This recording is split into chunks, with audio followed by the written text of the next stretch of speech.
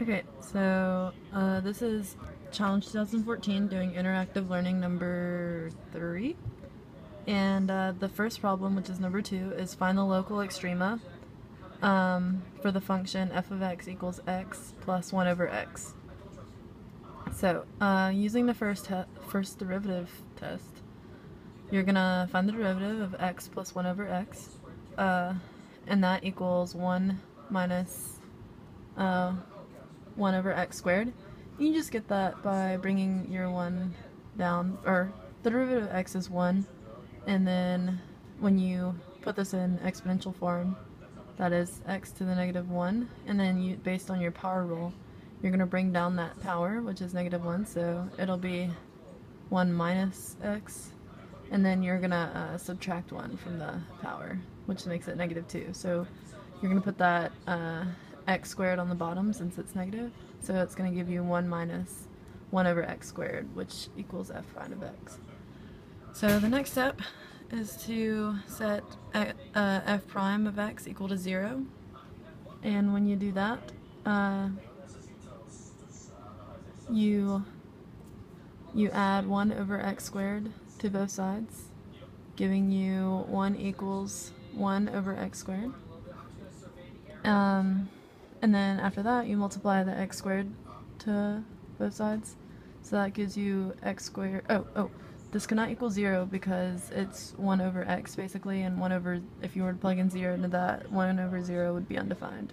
So that is also a critical point. But anyway, when you multiply x squared by both sides, you get x squared equals 1, and then of course to isolate x and make it just to the single power, so you can actually get a value for that, you just do the square root of x squared and the square root of 1 to get rid of the x squared, and you get x equals plus or minus 1.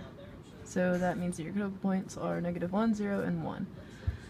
So after you find those, you use the use a number line to find where these where these values are negative or positive. So what I did here was I put negative 1, 0, and 1 on the number line. And to find the sign for before negative 1, I just plugged in negative 2, and that gave me 3/4. So that is why right here is there is a positive sign. Then for in between negative 1 and 0, I plugged in negative 0.5 and I got negative 3. Between 0 and 1, I plugged in 0.5 and also got negative 3.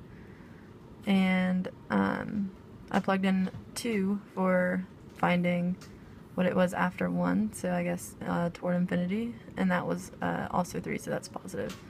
So when you do that, you get increasing to decreasing, which gives you a local max, and then at 1 you get decreasing to increasing, which is local min. So those are your local extrema, negative 1 and 1.